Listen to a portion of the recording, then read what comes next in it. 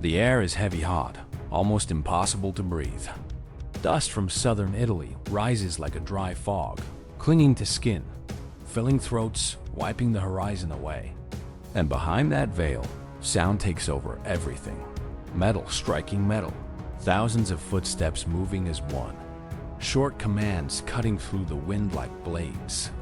It's 216 BC, and the field at Cannae isn't just a place, it's a reckoning. Right in the middle of Italian territory, at the very heart of the Roman Empire, a man from far away did the impossible and challenged the greatest empire on earth.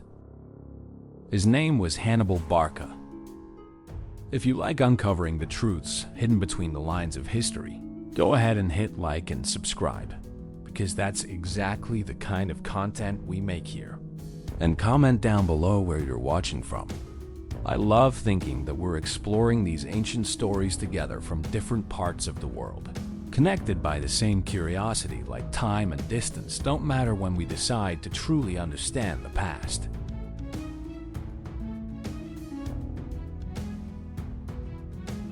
Decades earlier, in the First Punic War, Carthage bled.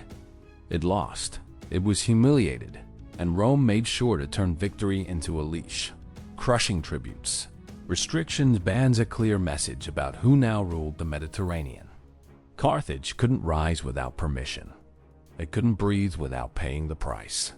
And for a while, it looked like Rome had done the impossible, broken Carthaginian pride, and turned its old rival into a shadow. But shadows move too. And then comes Hannibal Barca.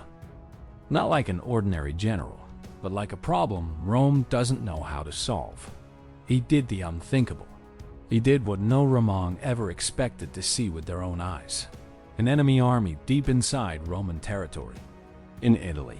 Not on some distant border, not at sea, not in a weak colony, but in the heart of what Rome calls home.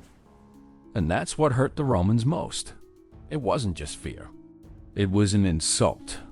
So Rome responds the way it always does, with mass, with weight, with numbers. They come confident, as if math itself were a divine decree. The plan is simple, almost arrogant. Shove more men forward and crush the enemy. Drown Hannibal in his own blood and end the insolence once and for all. Because to Rome, the natural order of things is obvious. The side with more wins. The side that dominates makes the rules. The side that lost obeys. On the other side, Hannibal watches. And he knows exactly what Rome will do, because Rome is predictable when it's convinced it can't lose. Cannae will start the way Rome wants.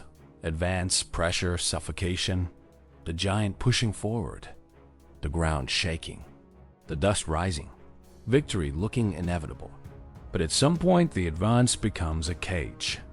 And then Rome will realize too late that Cannae isn't a battle of strength. It's a trap. The battle that looked simple became the most famous of the war. Rome arrived at Cannae with a goal that was as political as it was military. End the war with a decisive victory and restore the Republic's authority, which had been shaken by earlier defeats against Hannibal. In 216 BC, this wasn't just another campaign, it was a national crisis. After Trebia, 218 BC, and the disaster at Lake Trasimene, 217 BC, the pressure in Rome was overwhelming. The Senate needed to prove it still controlled Italy's future and that no outsider could make the rules inside Roman territory. The response was extraordinary, mobilization on a rare scale.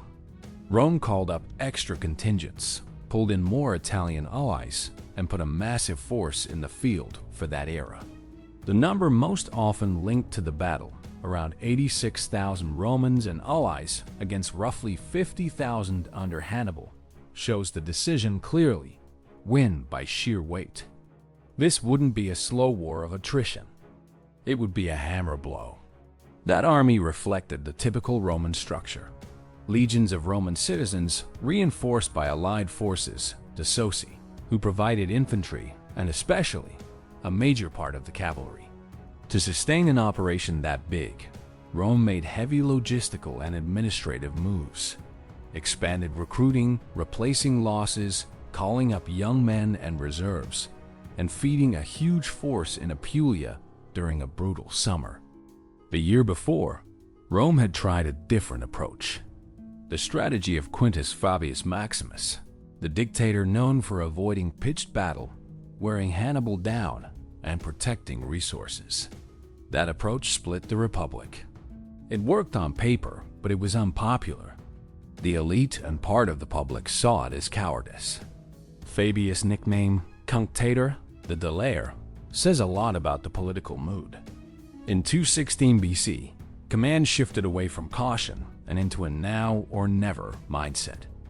The Senate and public pressure favored a more aggressive choice: put two consuls in charge and hunt down a decisive showdown. The consuls that year were Gaius Terentius Varro and Lucius Aemilius Paulus. And here's a key detail of the Roman system.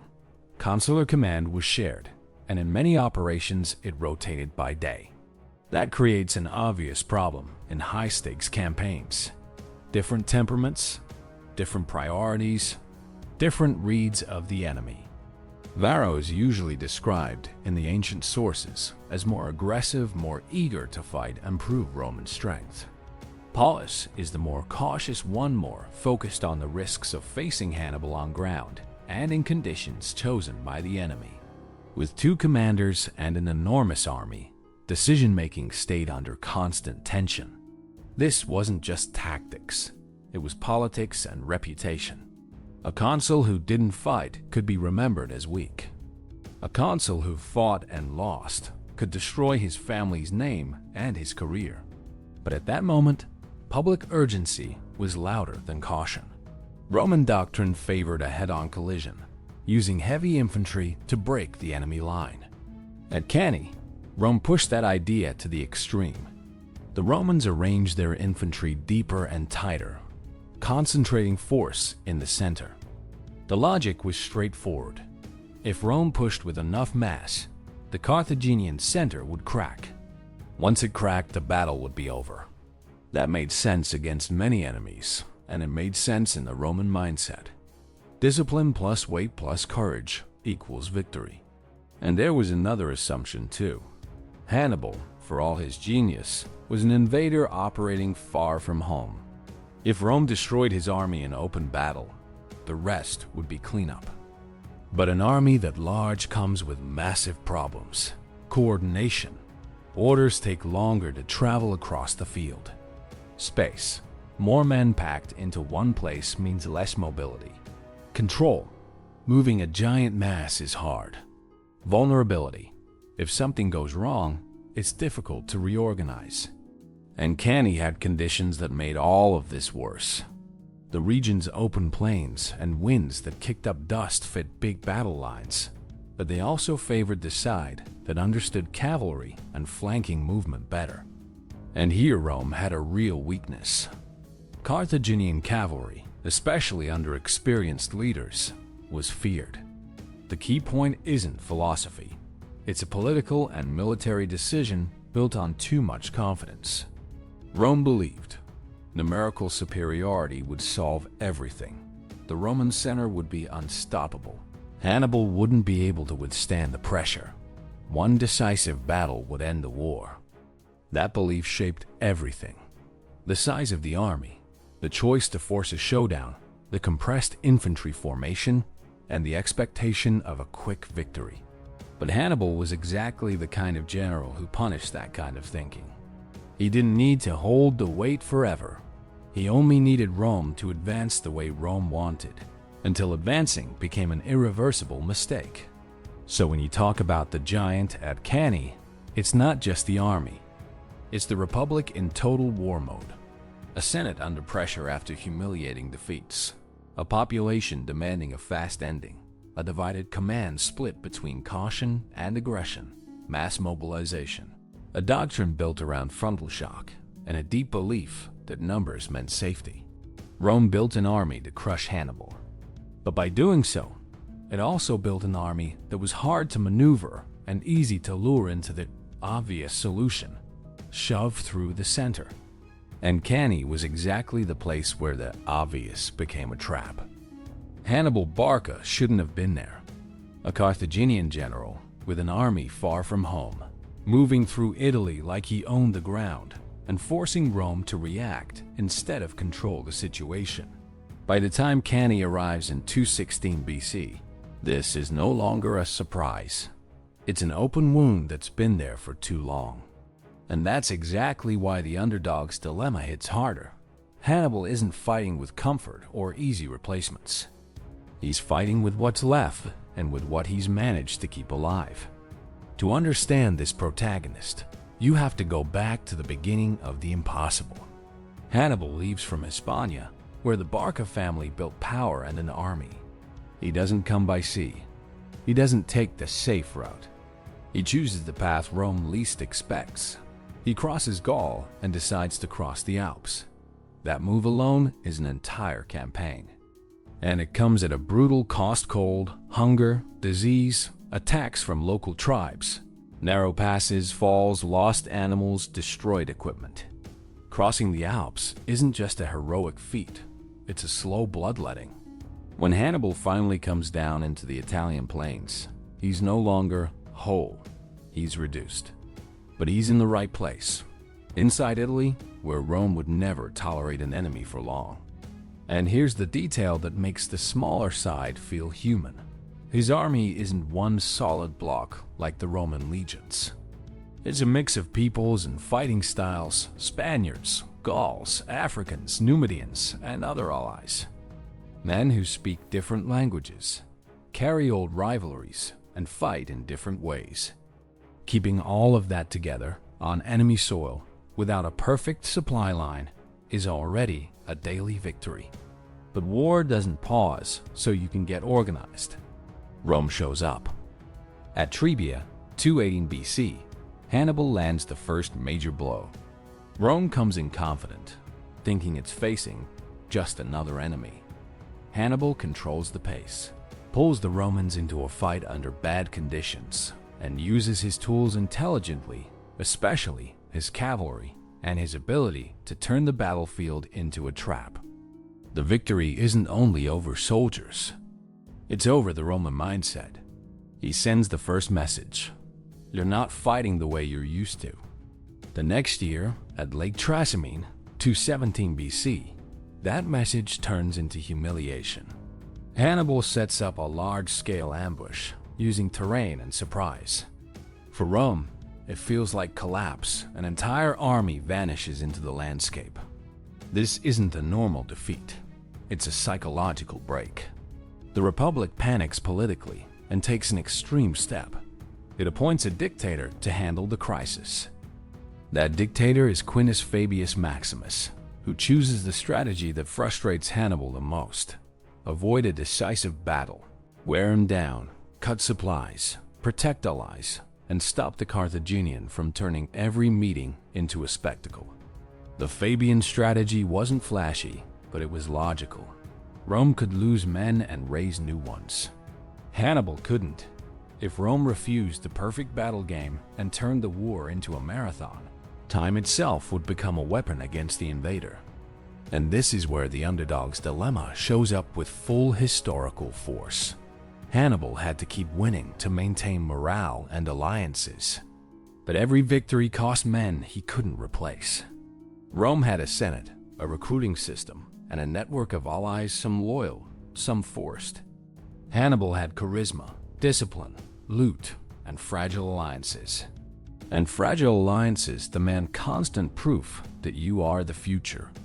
So he moves through Italy looking for exactly that: to break confidence in Roman power, make cities hesitate, and prove that Rome can bleed.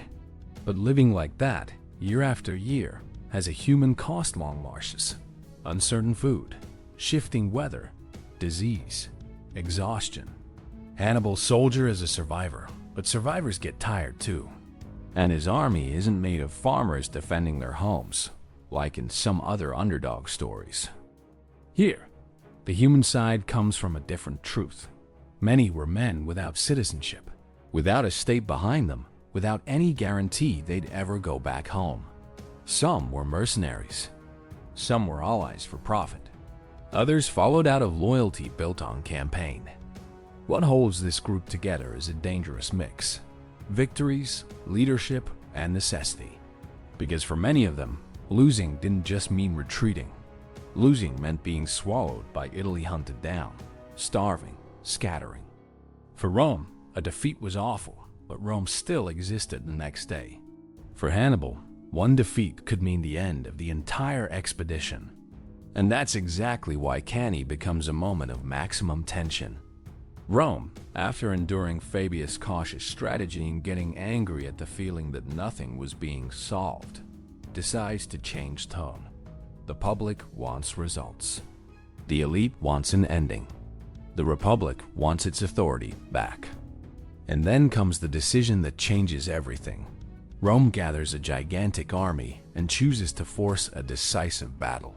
For Hannibal, that's both an opportunity and a deadly risk. The risk is obvious.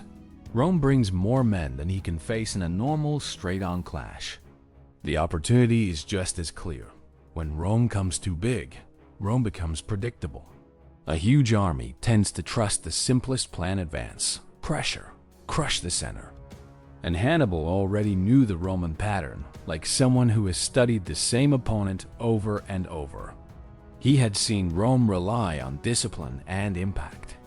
He had seen Rome confuse stubbornness with control. So the underdog's dilemma here isn't being weak. It's being forced to be smart all the time. It's being forced to choose battles where the brain makes up for the lack of bodies. It's walking into Cannae knowing you have fewer men, fewer replacements, less safety, and still accepting the fight, because retreat has a political cost too. Because if Hannibal avoids the battle, he can look cornered to his Italian allies. He can lose prestige. He can encourage Rome. He can turn the war into a long chase where the Republic with its resources wins through exhaustion. In other words, he can't just disappear. He has to keep the story alive that he still controls the outcome. And that means his army has to be not just armed, but convinced. These are men who have already crossed mountains that looked impossible, who have already bled in rivers and on roads, who have already beaten legions, but who carry the price of the campaign in their bodies. An army with no luxury. An army that learns to sleep less, march more, eat whatever it finds, fight when it has to, and trust its commander, because trust is the only glue available. Hannibal, meanwhile, is the thread holding it all together. He has to be a strategist and an administrator at the same time. He has to negotiate with allied leaders, maintain discipline, hand out rewards, punish desertion, secure supplies, choose terrain. It's not just genius, it's constant crisis management. And when the sun at Cannae starts to climb and the dust on the field turns into a wall, the story reaches its most dramatic point. On one side, the Roman machine, huge and confident. On the other, a smaller army, worn down, diverse, far from home, guided by a commander who has already proven twice that Rome can fall into its own arrogance. Cannae isn't where Hannibal shows up. It's where he puts everything he built crossing: survival, earlier victories, and his reading of the enemy into a single bed. Because Rome could make a mistake and try again. Hannibal couldn't. Cannae's tactical turning point isn't a magical moment or a lucky break. It's the result of choices made before the first clash: positioning, troop mix, and a clear read on how Romans behave in battle. Hannibal didn't want to hold Rome's weight. He wanted to use Rome's weight against Rome. And in 216 BC, under the heat and dust of Apulia, he built a trap that military thinkers would study for centuries: the double envelopment, the perfect encirclement. Rome's strength was also its weakness that day.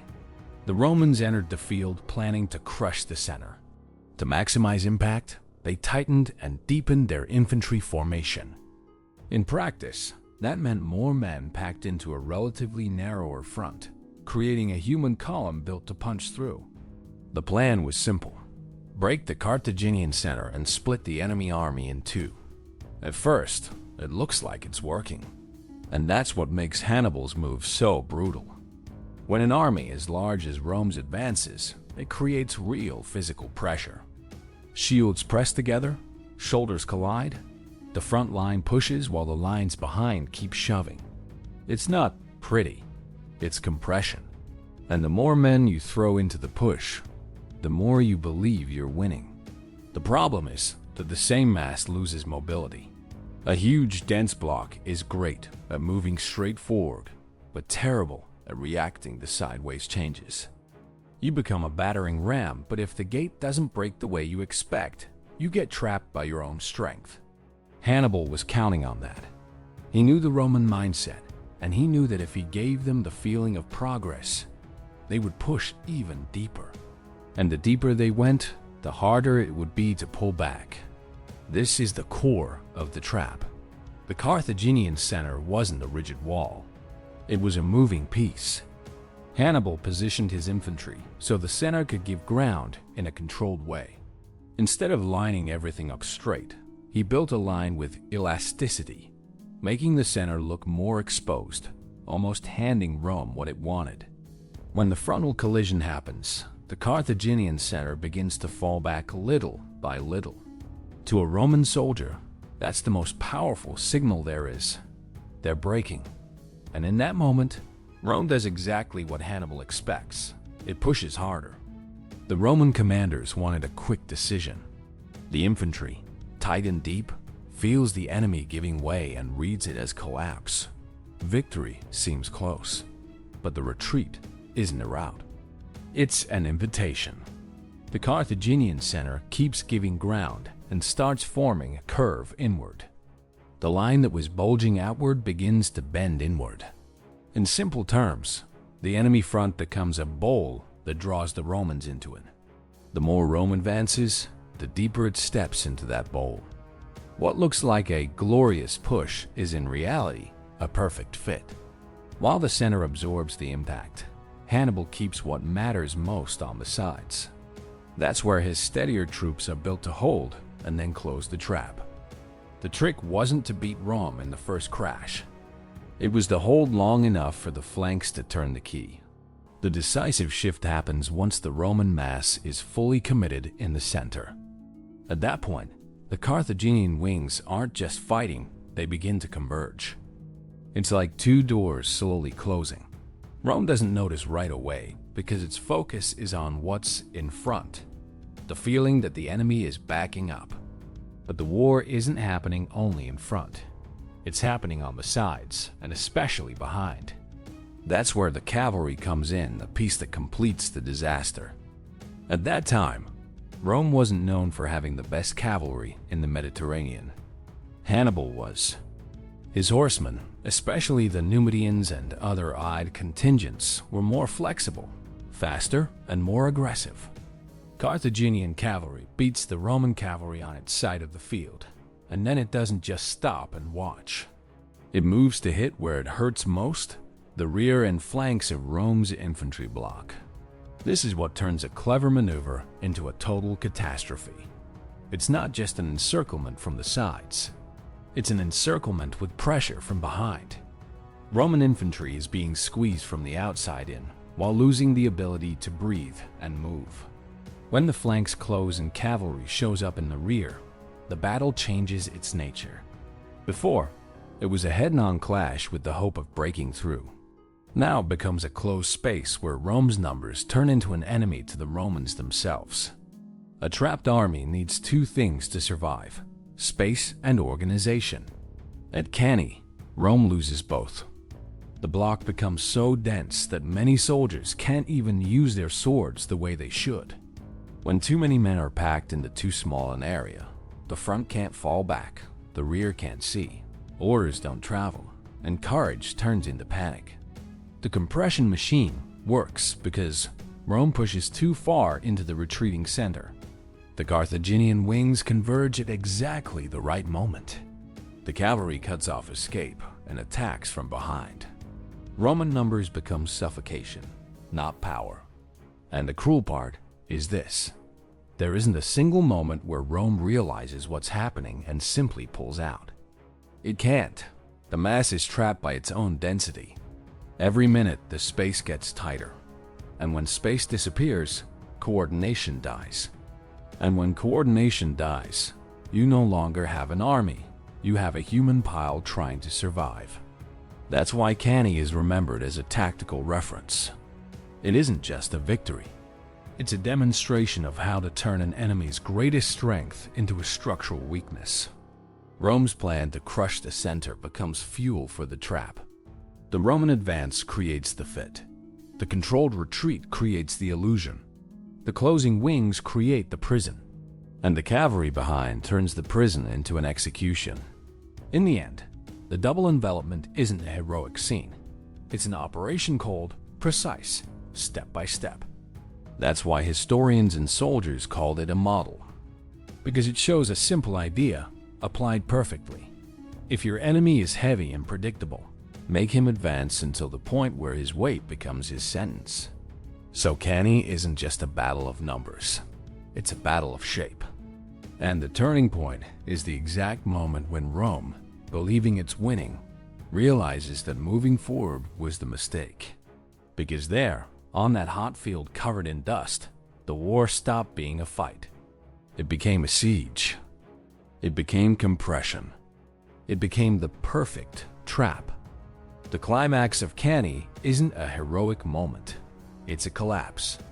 Once the encirclement truly closes, the battle stops being a contest of lines and turns into an operation of destruction, not because of magic, but because of basic reality.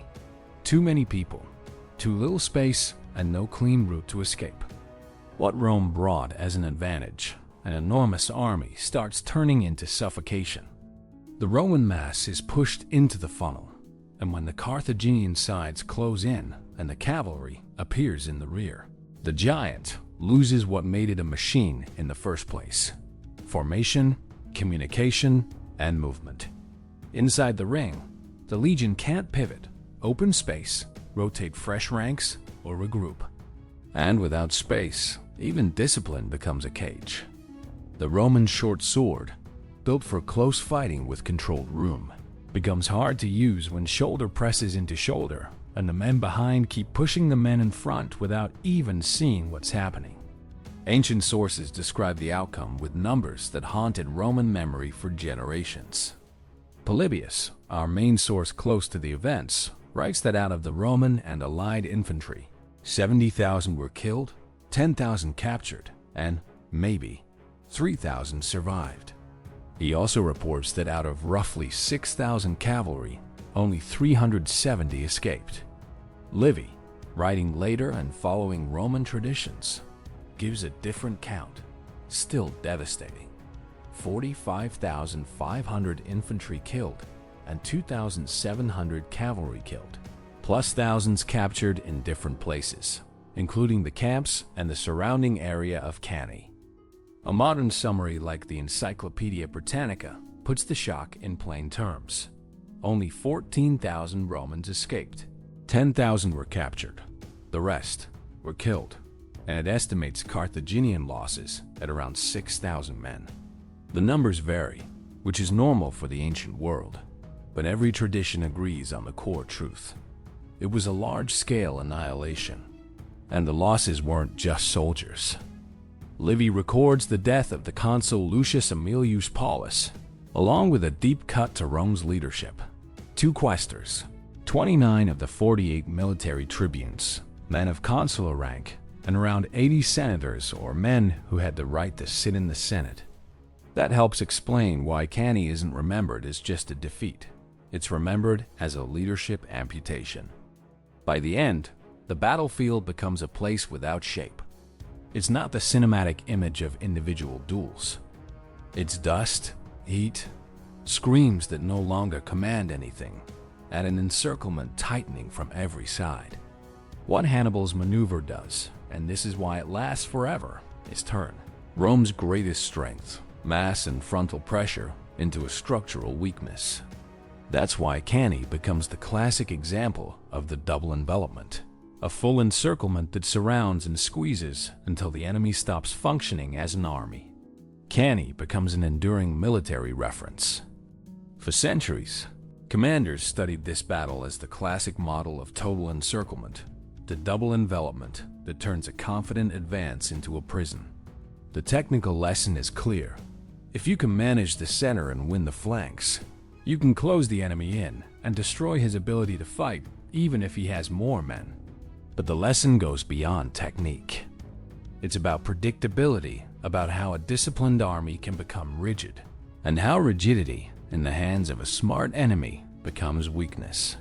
The immediate consequence at the time was panic, but the long-term historical consequence was even bigger. Rome doesn't fall. The Republic changes. After Cannae, Rome starts treating Hannibal as an enemy who can't be met on impulse and can't be solved with one single clash. The belief in a quick victory dies there. The fear stops being only of the Carthaginian army. It becomes fear of a tactical mind that can predict Roman behavior and punish predictability. Before you go, I want to thank you for taking this journey with me all the way to the end.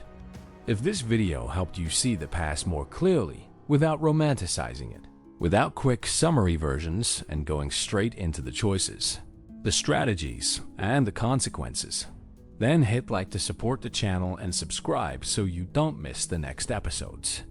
And if you can, turn on notifications, because we always come back with new ancient stories told the right way. Now, the most important part.